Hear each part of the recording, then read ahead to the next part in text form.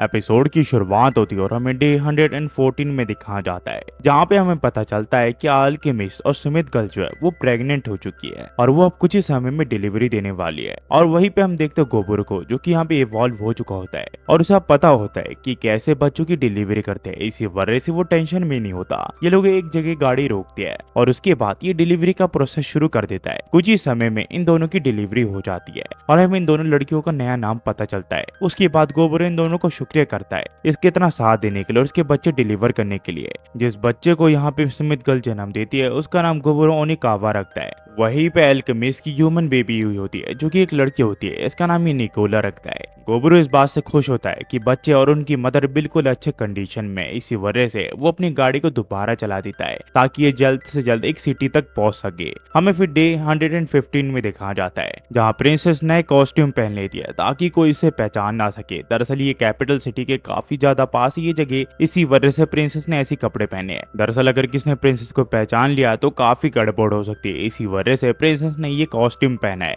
इसके बाद गोबुरो सभी को कहता है कि जितनी मदर्स है वो आज अंदर ही रहेंगी। वही गोबुरो बाकी लोगों को लेकर यहाँ पे गिल्ड में आ जाता है ताकि वो इस जगह के बारे में इंफॉर्मेशन इकट्ठा कर सके। यहाँ रेड हेयर गर्ल इसे बताते हैं कि इस गिल्ड में यहाँ पे फ्री ट्रेनिंग रूम भी है, जहाँ पे ये लोग ट्रेन कर सकते हैं। तभी कुछ एडवेंचर का ग्रुप यहाँ पे इन्हें अप्रोच करता है और कहता है, क्या तुम हमारे साथ फाइट करना चाहोगे क्या? गोबुरो कहता है कि ऐसी बात है तो फिर ठीक है, मैं चीज के लिए राजी हूँ, पर मैं तुमसे नहीं लड़ूंगा। ये तीनों जो है ये तुमसे लड़ेंगे और अगर किसी ने भी इन तीनों को हरा दिया तो मैं उन सबको यहाँ पे 5 सिल्वर कॉइन्स प्लेट दूंगा। अगर तुम्हें शर्त मंजूर है तो तुम इन सबसे लड़ सकते हो। इसके बाद इन तीनों के ऊपर सभी लोग हमला कर देते हैं, पर कोई भी इन तीनों के सामने नहीं टिक पाता क्योंकि ये नॉवल एडवेंचर से काफी ज्यादा ताकतवर होते हैं। इसके बाद गोबुरो यहाँ पे धामी के साथ मार्केट घूमने लग जाता है। तभी उसे यहाँ पे एक चीज दिखता है जो कि एक कैमरा होता है, जो कि इसकी दुनिया में पहले था। ये इसे देखते ही यहाँ पे इसे पसंद कर लेता है और कहता है कि मैं इस चीज को खरीदना चाहता हूँ, और ये चीज को खरीद लेता है। उसके बाद घर जाके ये अपने बच्चों की यहाँ पे तस्वीर खींचता है ताकि इनकी यादें हमेशा इसके पास रह सके। पर गोबुरो एक चीज से परेशान भी होता है क्योंकि चाइल्ड बर्थ के दौरान यहाँ पे अपने टीममेट से कांटेक्ट नहीं कर पाया होता है, जिस वजह से ये अगले दिन सभी से कांटेक्ट करता है। पहली टीम जो सातों की ओर से की होती है वो काफी अच्छा कर रहे होते हैं और वो काफी इंप्रूव कर रहे होते हैं, इन्फॉर्मेशन इकट्ठा कर रहे होते हैं। वहीं पे जो मे होती है वो भी यहाँ पे काफी सारी इन्फॉर्मेशन इकट्ठा कर चुकी होती है, पर इनकी जो फोर टीम होती है वो अब तक ये डिसाइड नहीं कर पा रहे होते कि इनका लीडर कौन होता है। इसी वजह से ये लोग आपस में ही लड़ रहे होते हैं और ये सारी खबर एक लड़की गोबुरो को बता रही होती है। गोबुरो समझ जाता है कि इनके बहस का कोई सुलझाव नहीं है। इसी वजह से वो होबरिन नाम की एक लड़की को यहाँ पे इनका लीडर बना देता है, और वो इन सबसे काफी कमजोर होती है। इस वजह से वो थोड़ी घबरा रही होती है, पर गोबुरो कहता है कि आज से वही इसकी लीडर है। तभी गोबुरो को यहाँ पे एक अजीब सा विजन दिखता है जिसमें किसी ने गोबुरो को मार दिया होता है। ये विजन देख के गोबुरो थोड़ा घबरा जाता है और सोचने लग जाता है कि ये किस तरह का विजन था। उतने में यहाँ पे धामी भी उठ जाती है। वो उससे पूछती है कि आखिरकार उसे क्या हुआ। गोबुरो इसे बताता है कि मैं मारा जा चुका हूँ और मुझे उस बारे में कुछ भी खबर नहीं है। हमें फिर डे 116 में दिखाया जाता है, जहाँ पे जब प्रिंसेस उठती है तो उसे पता चलता है कि गोबुरो कहीं और जाना चाहता है। वो उसे बताता है कि मैं मे सिटी के यहाँ जाना चाहता हूँ, जहाँ पे मेरे दोस्त है। मैं उनसे काफी समय से कांटेक्ट नहीं कर पाया हूँ, और वो अपनी सारी बातें इन्हें बता भी देता है। ये बात सुन के सभी लोग थोड़ा घबरा जाते हैं, पर धामी कहती है ऐसा कुछ भी नहीं होने वाला गोबुरो के साथ। इसके बाद प्रिंसेस को बताया जाता है कि अगर ये रॉयल कैपिटल के लिए निकले तो अगले 2 दिन में ये लोग वहां तक पहुंच सकते हैं। अगर ये मे सिटी गए तो इन्हें थोड़ा और ज्यादा समय लगेगा, पर प्रिंसेस इस चीज के लिए एग्री कर जाती है क्योंकि वो गोबुरो के साथ और ज्यादा घूमना चाहती है। इस चीज के लिए काफी एक्साइटेड होती है। हमें फिर डे 117 में दिखाया जाता है, जहाँ पे हम देखते हैं गोबुरो यहाँ पे मे सिटी के लिए निकल चुका होता है और वो अपने दोनों बच्चों के साथ काफी ज्यादा खुश होता है। वहीं पे इसका जो ओनिकावा बेटा होता है वो भी यहाँ पे धीरे धीरे बड़ा हो रहा होता है, पर वहीं पे निकोलो की जो ग्रोथ की स्पीड है वो काफी स्लो होती है क्योंकि वो एक इंसान होती है। वहीं पे हम देखते हैं धामी को, जो कि उसी नेकलेस को पकड़ी हुई होती है जो कि इसे एक दिन गोबुरो ने दिया होता है। ये इसे कहता है कि तुमने अभी भी उस नेकलेस को संभाल के रखा है। ये इसे कहती कि हाँ, ये पहली बार जब हम दोनों मिले थे तब तुमने मुझे ये दिया था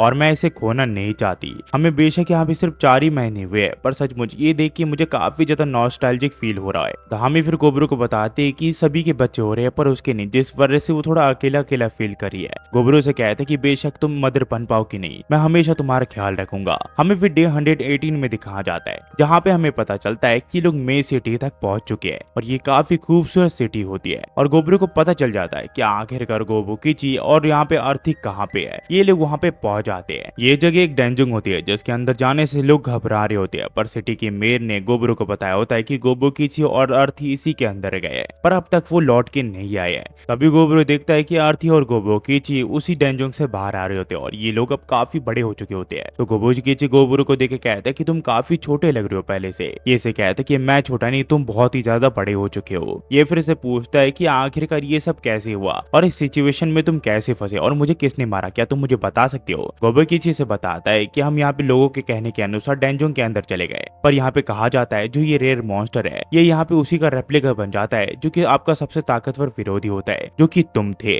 इसने तुम्हारा रूप ले लिया, जिसके बाद ये काफी ज्यादा ताकतवर बन गया और सिर्फ एक ही हमले से इसने मुझे मार दिया। पर डेमी गॉड की ब्लेसिंग की वजह से मेरे पास यहाँ पे इवॉल्व होने का ऑप्शन आ गया और मैंने उसे चुन लिया, जिसके बाद मैं पूरी तरह इवॉल्व हो गया और मैं अंदर और ज्यादा ताकत आ गई और सिर्फ एक ही हमले से मैंने तुम्हारे डुप्लीकेट को यहाँ पे मार गिराया और शायद से तुमने मेरा ही विजन देखा होगा। यहाँ पे इसे पता चलता है ये लोग एक लॉर्ड वेरिएंट में इवॉल्व हो चुकी है। इसके बाद गोबुरो कहता है कि मुझे अच्छा लगा कि तुम्हारी सिचुएशन एकदम बढ़िया है, मैं आज रात इसी सिटी में रुकने वाला हूँ, तो तुम चाहो तो हम दोनों मिलकर यहाँ पे घूम सकते हैं। पर गोबुकी से कहता है कि मुझे घूमना नहीं है, मुझे तुम्हारे साथ लड़ना है और मुझे अभी के अभी लड़ना है। तो गोबुरो कहता है कि ठीक है। ये लोग फिर यहाँ पे बैटल ग्राउंड के यहाँ पे आ जाते हैं जहाँ पे काफी सारे इंसान और काफी सारे मॉन्स्टर आते हैं उनकी लड़ाई देखने के लिए। गोबुरो से कहता है कि मुझे लगता है कि 1 महीना हो चुका होगा हमने जब आखिरी बार लड़ाई की थी और लगता है तुम्हारा जो एक्स है और जो शील्ड है वो भी तुम्हारे साथ इवॉल्व हो चुके हैं, तुम काफी ताकतवर बन चुके हो। ये से कहता है कि गोबुरो तुम यहाँ पे ताकतवर बन चुके हो और मैं हमेशा तुम्हारी इक्वल रहना चाहता हूँ, वरना मैं तुम्हें अपना दोस्त नहीं कहला पाऊंगा, इसी वजह से इस बैटल को मैं जीतूंगा। ये से कहता अगर ऐसी बात है तो फिर ठीक है, तुम्हारे अंदर जितनी ताकत है वो लगा दो।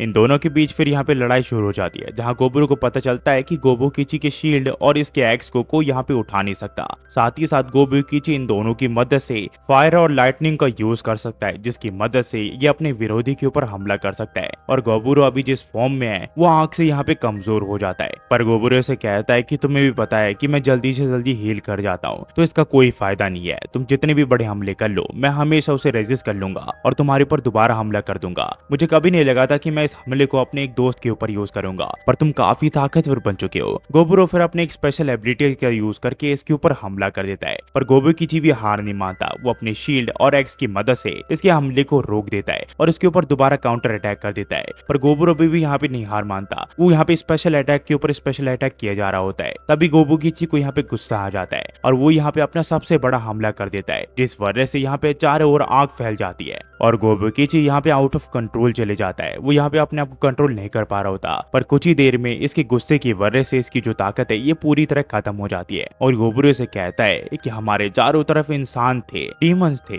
तुमने उसकी परवाह नहीं की, तुम आउट ऑफ कंट्रोल चले गए, तुमने यहाँ पे किसी की भी परवाह नहीं की। गोबुरो फिर यहाँ पे इवल आइज का यूज करता है, जिस वजह से वो यहाँ पे गोबुकीची को अपने अंडर में ले लेता है। उसके बाद ये दोबारा से एक और पावर का यूज करता है, जिसकी मदद से ये गोबुकीची को एक जोरदार पंच मारता है और कहता है ये काफी ज्यादा नॉस्टैल्जिक है। पहले जब भी गोबुकीची आउट ऑफ कंट्रोल चले जाता था मैं ऐसे उसे डंडे से मार के समझाता था और मैं दोबारा से उसे एजुकेशन देने के लिए ऐसे उसे समझा रहा हूँ। और यहाँ से कहानी वो टू भी कंटिन्यू जाती है। अगर आप यहाँ तक देख रहे हो तो प्लीज लाइक सब्सक्राइब और कमेंट करना मत भूलना। मुझे पता है मैं काफी समय के बाद वीडियो डाल रहा हूँ, उसके लिए मुझे माफ करना। मैं नए घर पे शिफ्ट हुआ हूँ, वो भी अपने रिश्तेदार के, तो यार मैं अपने घर पे तो हूँ नहीं, तो प्लीज यार थोड़ा एडजस्ट करने की कोशिश करो। मेरा चैनल तो डेड हो ही चुका है, पर चिंता मत करें, मैं दोबारा से उठा दूंगा इसे और एक से एक बेहतरीन वीडियो डालते रहूंगा। पर हाँ, अब मैं जो एनिमीज है उनके पूरे सीजन कंप्लीट कर दूंगा। ऑनगोइंग एनिमीज को तो अलग से आएंगे, पर जो कंप्लीट एनिमीज हैं उनके मैं सीजन्स डालूंगा जो कि बहुत ही बेहतरीन होंगे। प्लीज अगर गाइस आपको ये वीडियो पसंद है तो लाइक सब्सक्राइब और शेयर करना मत भूलना। जाते हुए सिर्फ पता ही कहूंगा, thanks for watching. Next video में होपफुली सब बढ़िया होंगे। Thanks for watching guys.